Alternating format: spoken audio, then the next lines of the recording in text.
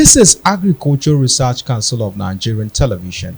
My name is Joshua Isha, your farm guy or guide, any day, anytime. For those of you who are tuning in for the very first time, this is Back to Farm. The program Back to Farm is a program tailored made to take Nigerians like myself and you to going back to our first love, which is agriculture before the discovery of oil. Today on the program, we'll be looking at the mandate activities of Institute for Agricultural Research, Zaria. The Institute for Agricultural Research, ARR Samaru, was established in 1922 at the Research Division of the Department of Agriculture for the defunct northern region of Nigeria. Institute of Agricultural Research was formally transferred by law to the latter established Ahmadu Bello University on the 4th October 1962, with the Federation of University in 1975. IAR was affiliated in accordance with the Statute 14 of the university. The institute is poised to serve as a center of excellence for sustainable, affordable, efficient, and easily adoptable technologies to enhance farm productivity and product utilization in Nigeria, to generate, disseminate, and impart improved agricultural technologies for enhanced crop production and utilization, to achieve national self-reliance in food and industrial raw materials and have surplus for export. Genetic improvement of cowpea, cotton, granola, maize, sorghum, costa, jatropha, sunflower, and artemisia. Development and evaluation of improved crop varieties. Adoption of introduced and new varieties, development and evaluation of appropriate agricultural mechanization technologies for pre-harvest and post-harvest production of the ARI mandates. Crops also support agricultural mechanization, more especially in the northwestern agroecological zone of Nigeria.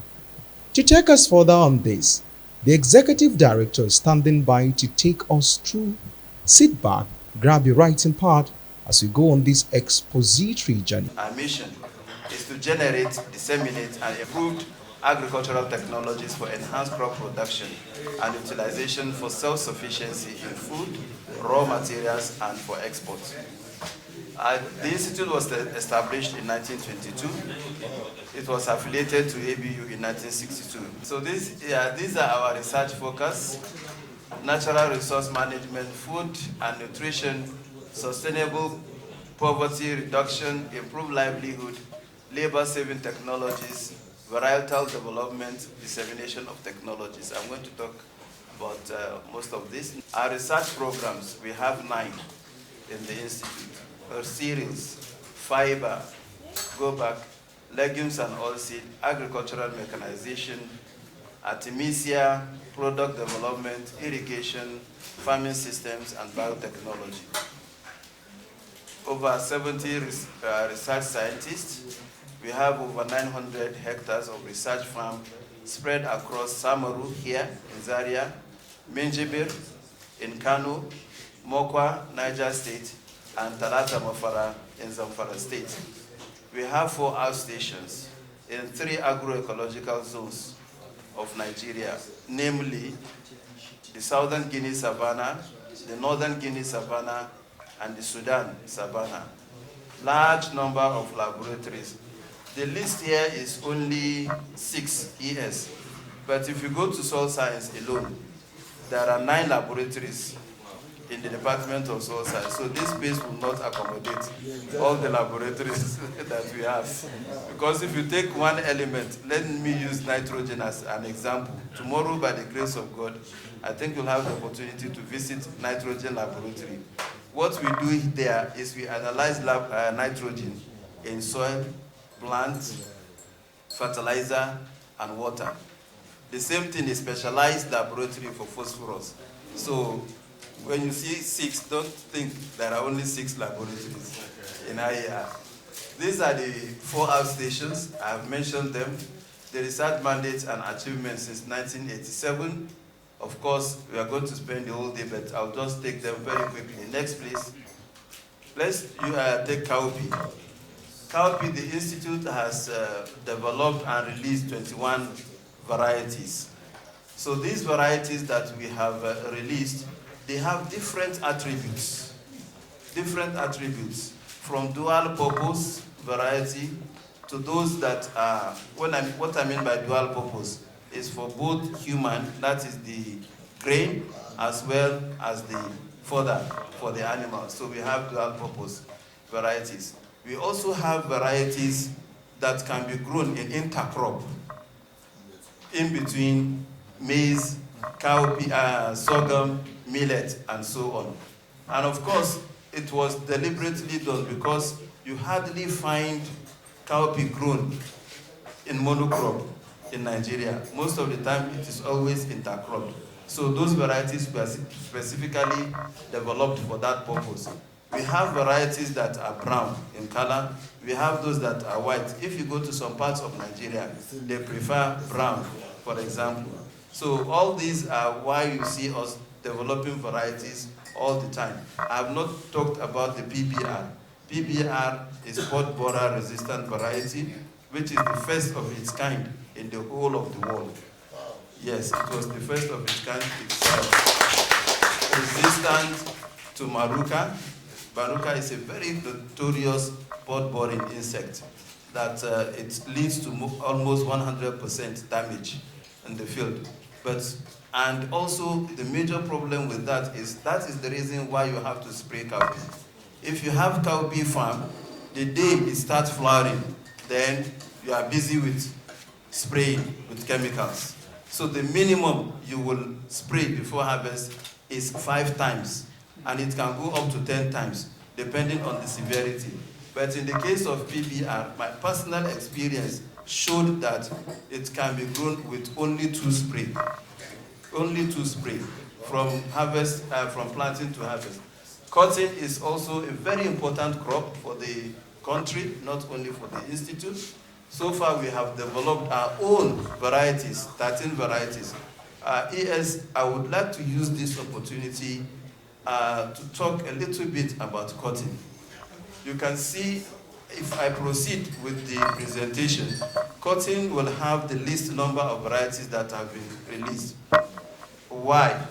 Because attention has not been properly given to this crop. Most of the interventions that we receive, you know, they say he who pays the piper dictates the tune. So my colleagues have talked about intervention, external. So when they come, they will tell you that these are the crops of their interest. There is nothing you can do. And of course, we know cotton. Cotton is an industrial crop. It's one of the bases for the economic foundation of northern Nigeria. So it seems to be neglected, and we shouldn't allow that to happen. Groundnuts, very important. The Institute has released 29 varieties. The same thing. Some have high oil content. Some were specifically bred for their fodder. Some were bred for confectionaries. If you go to southern Nigeria, you will not see kuli. Instead, you will see groundnut in bottles. Very beautiful, very attractive. So these are why we talk about varieties all the time. There was a time we were making presentations, somebody said, you have been producing varieties, what is the rationale? So these are some of the reasons why you have to. And recently, even the issue of climate change is also contributing to the attributes that you incorporate during your varietal development. Sorghum, very interesting. About 3 years ago, we released Samsung 52. Samsung 52, it has been given many names across northern Nigeria, especially in the Sudan. Some people call it Erguiwa. Erguiwa meaning that it's not taller than your knee. Senator Ikra Bilbis came to us. He said he has a land around Safi. He doesn't know what to do with it because if you go to Safi, around that rail crossing, you'll see there are soldiers there. So he said the land is there about 5 hectares. He doesn't know what to do because by law, you are not supposed to cultivate tall plants. And you know, if you go to Zamfara, their most important food is what? Millet and sorghum. So he said he doesn't know. I said, but we can help you manage it. He said, bro, what will you plant there? I said, sorghum. He said, no, you want to create problem between me and the executive governor. Because they will say that I was the one that took sorghum. I said, allow us. He said, okay, why? What is so special? I said, it is very short. Very quickly, yes, we went there. The security, naturally, they came to us.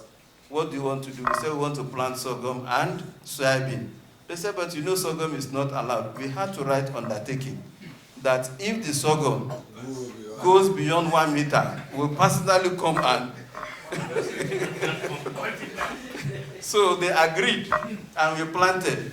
So it is now a story. We have harvested successfully. So it is one of the food security crops that we want to really push, especially where we have insecurity challenges. So this is what sorghum looks like.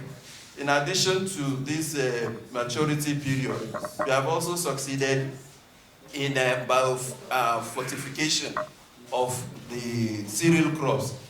Both sorghum, for example, sorghum, we have those that have been fortified with iron and zinc. The same thing with maize. Maize, 77 varieties. You know, maize is an international crop.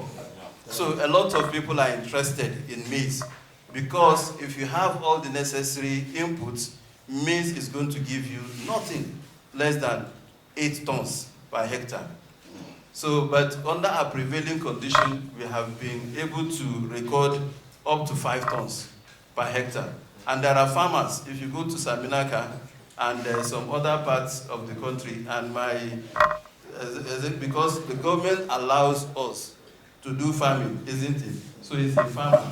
He can testify to some of the claims that we are making about the IAR varieties. These are some of them. Very quickly, Samas 11, for example, is striga resistant. Striga is a weed that attacks maize, it attacks sorghum on the field, but this variety is resistant, not even tolerant. You can plant it where your field is completely devastated by striga, you'll get something. Samas 22 and 24, they are drought. I was talking about climate resistance. Also nutrition, provitamin A varieties are 43 and 44. 45 is resistant to aflatoxin, especially international trade. Once you have aflatoxin, nobody will accept your maize or groundnut. So this one is resistant to that. Then we have varieties that have resistant to more than one biotic or abiotic stress. Recently, that's 2-3 years ago, the Institute released what we call the telomeres. The telomeres, these are varieties that are genetically modified, and the stories, what the feedback we are getting, ES and the team, it's amazing. For example, last year, a colleague in the teaching hospital came to us. He bought 50 kilograms of the seed. He had 3 hectares of land. So I said, we don't have enough. Just take this 50 for 2 hectares. Unfortunately, there was mismanagement during planting. So the 50 kg were planted, and he had to go to market and also add. Instead of separating, they just planted everything. But at the end of the day, because I was calling few of them to find out what is your experience with this variety, he said, despite all the challenges, 2024, that field gave him 38 bags. But last year, he got 87 bags. 87 bags.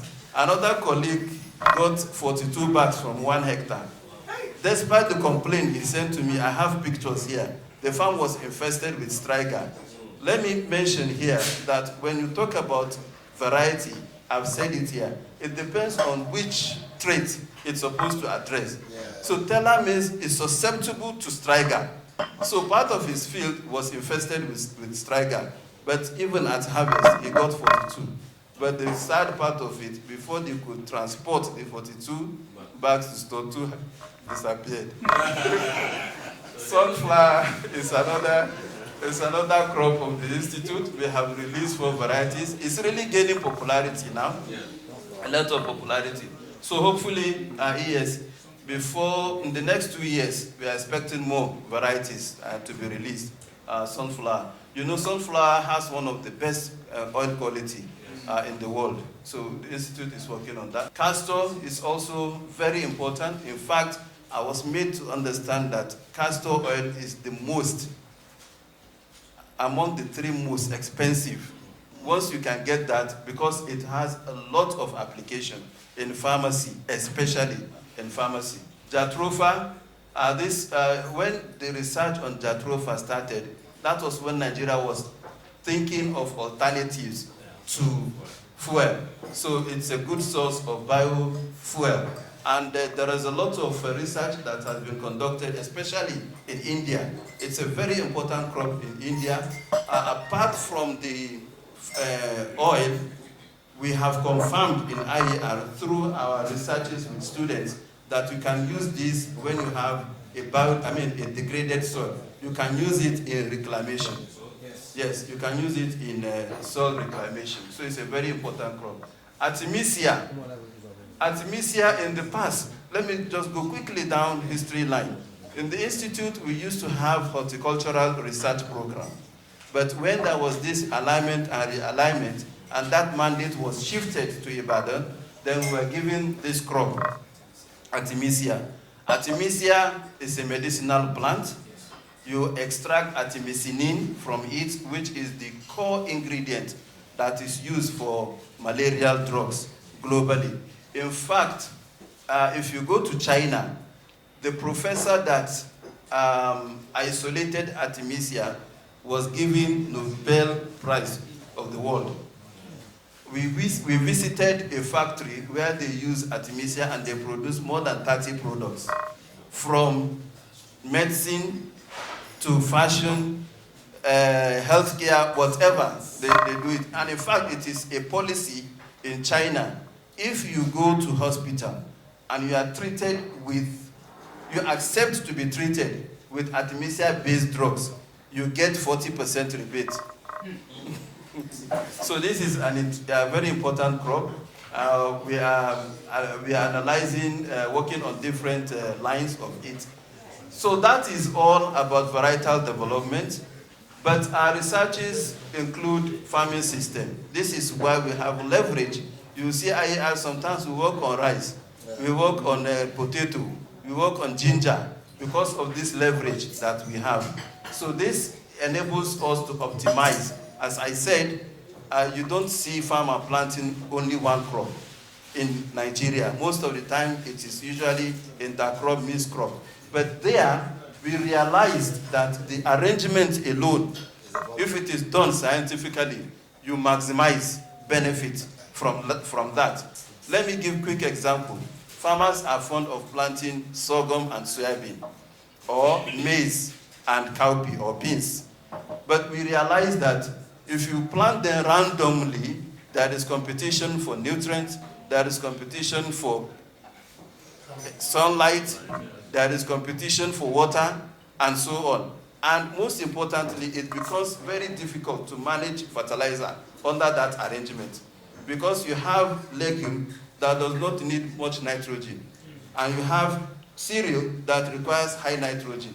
So how do you manage that? So by simply having this arrangement, where you have rows just allocated for legumes and other rows for cereal, you are able to manage your field very well. And if there is outbreak of pest or disease, you can manage those crops more efficiently. Irrigation research program in the Institute, it is the only institute in Nigeria that has this research program, irrigation. We have succeeded in developing efficient ways of managing irrigation water. Water is a big problem now. It's a serious problem. I don't know where you are coming from.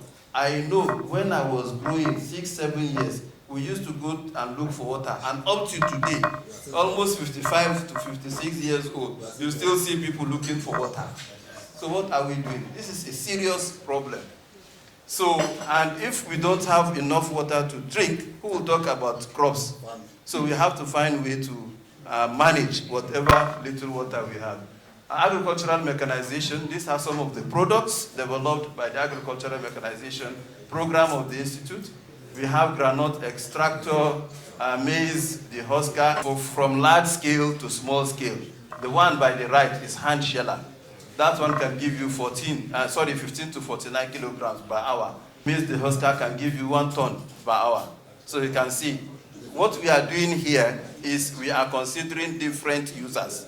Some have large farms, some have small farms. Biotechnology, yes, let me use this opportunity to announce officially that the sugar biofactory that we have here in IER was actually established by the National Sugar Development Council. And now, I'm sure we are going to see it, maybe today or tomorrow. They have decided to move out of Zaria because they have another bigger office in Ilorin. So, but by the special grace of God, through proper engagement, guidance from the Vice Chancellor, they have agreed to donate more than 50% of the facilities that are there to IER. So it is this facility that we intend to use for production of tissue culture materials. Like the ginger we donated to Kaduna State Government, banana that we give to adopted villages. Some of our farmers, they invited us to go and eat banana on their field. All of those were developed from this facility. We conduct survey. I talked about soil, plant, water, fertilizer analysis. The institute was engaged in 2022 to conduct soil survey of 125,000 hectares for Dangote refinery away in Nasarawa State. Yes, we did that survey. He was very happy. He took us to Ghana to conduct another 90,000 hectares survey. And he has started production there. So these crops that we produce, we are not eating them raw. We are adding value to them. So this is the food product development. I hope they will be able to entertain you with some Zopo concentrate, with some flakes that we are, whenever we talk about flakes, what comes to your mind? Cornflakes. We have millet flakes. We have sorghum flakes, from spicy to sweet and so on. Some of our challenges, inadequate funding. Our irrigation site is really becoming very small. Silting is taking place rapidly. Logistics for research, we want to really upgrade that product development laboratory, because what we are doing now is just for palatability tests. We want to upscale. Many thanks for staying through on the first agricultural TV station. My name is Joshua Ishaya, thanking you for standing on the program Back to Farm, where we brought to you the mandate activities of the Institute for Agricultural Research, Zaria. On behalf of the crew members, bye for now.